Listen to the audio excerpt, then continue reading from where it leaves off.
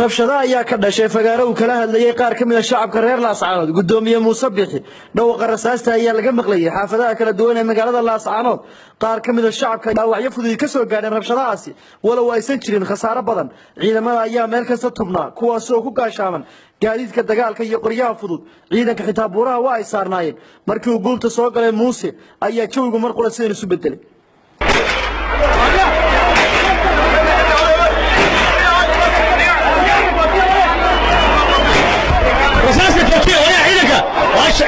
جوتي أساسا كذا يدك أساسا ولا وقاريها هلا بلده قاريها يتسارم ده بلده قاريها يتسارم ده كذا قاريها ولا وأكاجي أساسا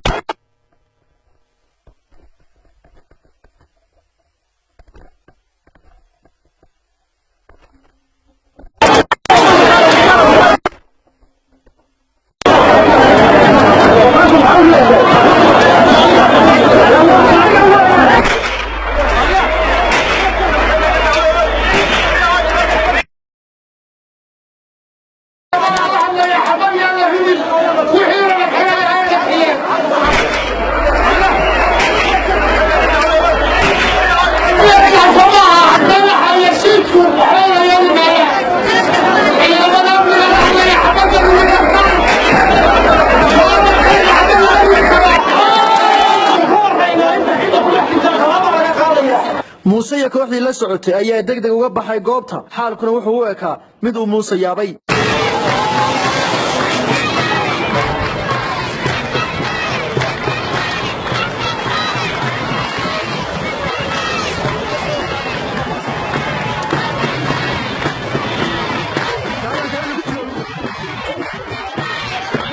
مختار عبد الجامع